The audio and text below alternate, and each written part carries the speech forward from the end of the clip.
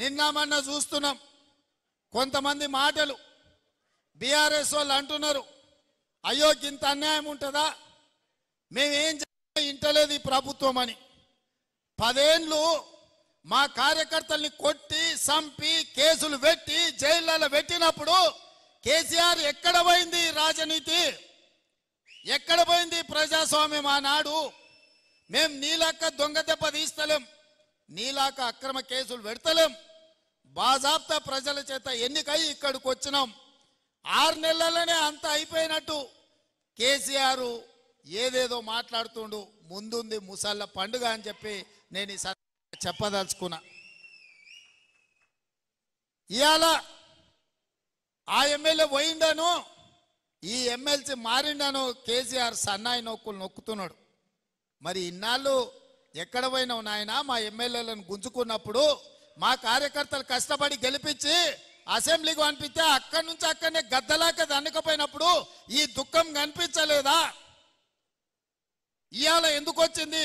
ఎన్నికైనా నెల తిరగక ముందే ఈ ప్రభుత్వాన్ని పడగొడతాం, ఈ ప్రభుత్వం పడిపోద్ది అని చెప్పి బీజేపీ వాళ్ళు బీఆర్ఎస్ వాళ్ళు ఒక్కటై కుమ్ముక్కై మన ప్రభుత్వాన్ని పడగొట్టాలని చూసిరు. ఈ ప్రభుత్వం ఉండనే ఉండదు, 3 నెలలు కూడా ఉండనీయమని చెప్పి బీజేపీ వాళ్ళు బీఆర్ఎస్ వాళ్ళు మాట్లాడలేదా? ఇవాళ అక్కడి నుంచి ఈ భూమి మీద బీఆర్ఎస్ఏ ఉండదు, పాతాళానికి పోయిందనే పరిస్థితి వచ్చింది. కాంగ్రెస్ పార్టీ కార్యకర్తలతో పెట్టుకుంటే నీ పార్టీకి పుట్టగతులు ఉండవని నేను ఆయల్లో చెప్పిన. మా కార్యకర్తలు ఉసురు తలిగింది కేసీఆర్ నీకు, వాళ్ళ ఉసురు తలిగి దుమ్ము కొట్టుకపోతావు, నీకింక రాజకీయంగా మనుగడ లేదు. ఇప్పటికైనా నువ్వు అర్థం చేసుకొని ఈ తెలంగాణ రాష్ట్రాన్ని సోనియా గాంధీ గారు ఇచ్చిండ్రు, ఈ తెలంగాణ రాష్ట్రాన్ని అభివృద్ధి పదం వైపు నడిపించాలని మేమందరం కష్టపడుతున్నాం.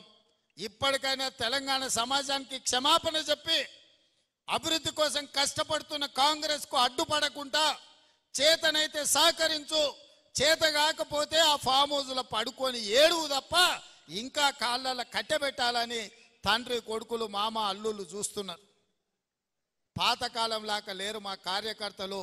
ఎవడైనా ఈ ప్రభుత్వానికి కాళ్ళ కట్టెబెట్టాలని చూస్తే ఈపులు విమానమూతం అవుతాయని చెప్పి నేను ఈ సందర్భంగా చెప్పదలుచుకున్నా.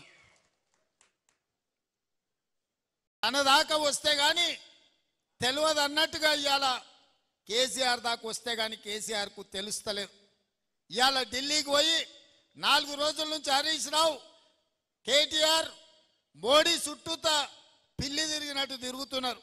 ఏదో ఒకటి చెయ్యి మమ్మల్ని ఎట్లన్నా కాపాడు అని. కాంగ్రెస్ పార్టీ కార్యకర్తల్ని సతాయించినోడు ఎవడైనా లెక్క చెప్పాల్సిందే. ఇవాళ వంతు కేసీఆర్కి వచ్చింది అని చెప్పి నేను సందర్భంగా తెలియజేస్తున్నా. అందుకే మిత్రులారా, ఇవాళ ఈ వేదిక మీద నుంచి తెలంగాణ రాష్ట్రంలో ఉన్న నిరుద్యోగ యువకులకు నేను ఒక మాట